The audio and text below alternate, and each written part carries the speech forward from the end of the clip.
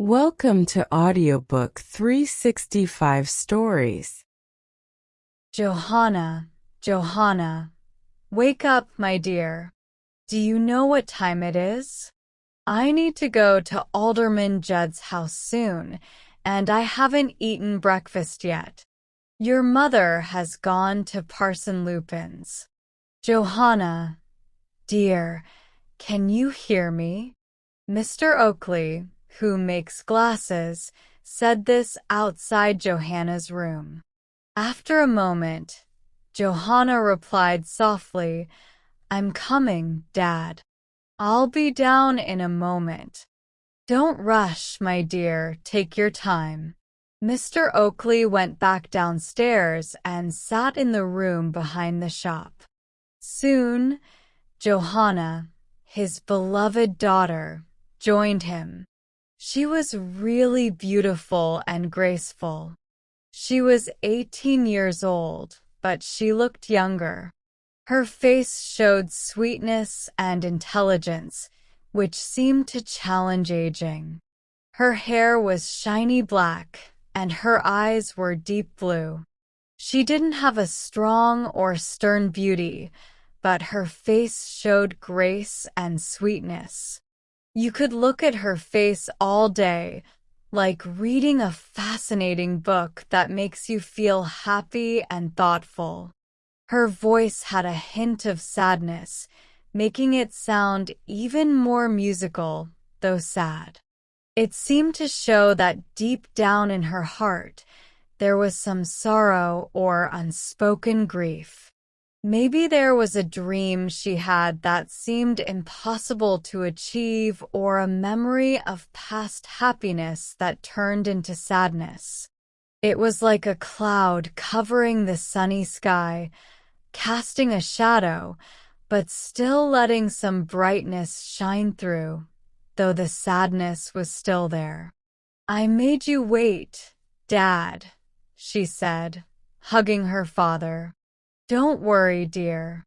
Your mother is busy with Mr. Lupin's prayer meeting today, so I haven't had breakfast. I think I should fire Sam." "Why, Dad? What did he do?" "Nothing, and that's the problem. I had to close the shop myself because he said he couldn't do it as his aunt had a toothache." "That's a bad excuse, Dad," Johanna said as she prepared breakfast. "He'll be gone today. His month is over. But your mom might give me trouble because his aunt is in Mr. Lupin's group. But mark my words, it's August 20th. "It is August 20th, Johanna said, sitting down and crying. "I tried to control it, but I couldn't, Dad. I knew Mom was out, and I should be with you. I prayed for strength because it's August 20th. Johanna spoke through tears, burying her face in her hands. Mr. Oakley looked shocked and worried, staring at his daughter, who was crying like a child, as if he just woke from a dream. "Oh, Johanna," he said, "what's wrong? Tell me, my dear, unless you want to make me sad." "I'll tell you, Dad," she said. "I didn't plan to say anything, but I thought I could keep my sadness to myself. But it's too hard, and I had to tell you. If you didn't look at me so kindly, if I didn't know you loved me, I could keep it a secret. But I can't." "My dear," the old man said, "you're right. I love you. What would I do without you? Your mother used to make me happy, but lately, with Mr. Lupin and her activities, I hardly see her, and when I do, it's not satisfying. Tell me, my dear, what's bothering you, and I'll fix it. I didn't join the city train bands for nothing. Dad, I know you'd do anything for me, but you can't bring the dead back to life. If today passes and I don't see or hear from him, I know he hasn't found a home for me like he promised. He must have found trouble instead. He said he would. She cried bitterly, and Mr. Oakley didn't know what to do or say. My dear, who is he? I hope you don't mean. Shh, Dad, shh. I know who you're thinking of, but I feel like he's gone. So, please, don't speak badly of him. You're talking about Mark and Gestory. Yes, and even if he had faults, he truly loved me. My dear, I won't say anything to upset you. What's making today so sad for you? I'll tell you, Dad. 2 years ago today, we last met in the temple garden. He had an argument with his uncle, Mr. Grant. Dad, Mark wasn't at fault because… All right, dear, you don't need to say more about that. Girls usually defend their lovers. But there are different ways to tell a story. Yes, but why did Mr. Grant want him to study something he hated? My dear, if Mark truly loved you and wanted to marry you, he should have been willing to do something he didn't like to provide for both of you. Yes, but Dad, you know it's tough for a young person to give in completely when they disagree. So, Mark and his uncle argued, and it escalated. Maybe if Mr. Grant had been kinder, Mark would have listened. Yeah, that's often how it goes. Mr. Oakley nodded. There are always excuses. But keep going, dear. Tell me what happened next. I will, Dad. 2 years ago today, we met. He said he and his uncle argued and couldn't make up. We talked a lot. I bet you did. And then he said he had to go find his luck, the luck he wanted to share with me. He had a chance to go to India, and if he succeeded, he'd come back with enough to start a new life in London, doing something he liked more than law. Interesting. What did he say after that? He told me he loved me. And you believed him. Dad, if you heard him, you'd believe him too. His voice was so sincere, like nothing fake. Sometimes you just know when someone's telling the truth, and that's how it felt when Mark spoke to me. So you think it's easy for a young man who isn't doing well at home to go somewhere else and get rich? Is being lazy rewarded in other countries? You're being too hard on him, Dad. You don't really know him. I don't want to judge anyone harshly.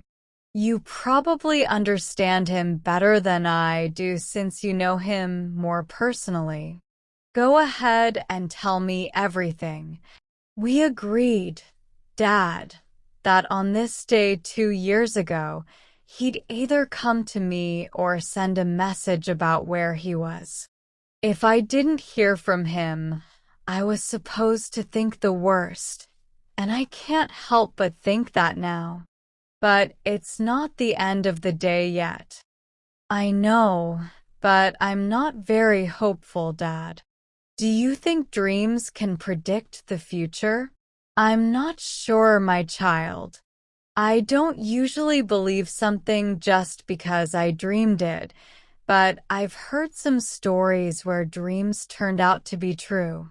Maybe this is one of those times. I had a dream last night.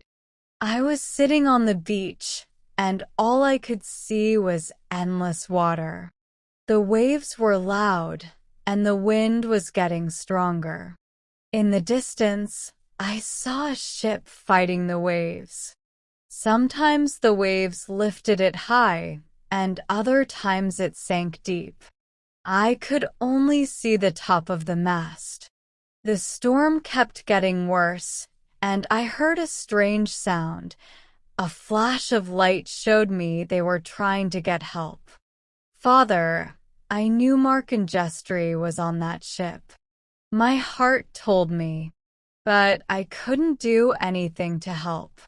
I could only watch in silence and fear.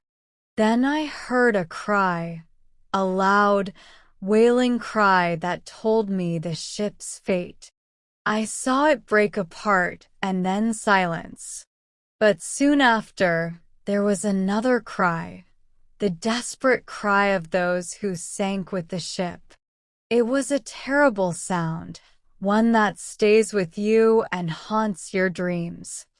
And this all happened in your dream?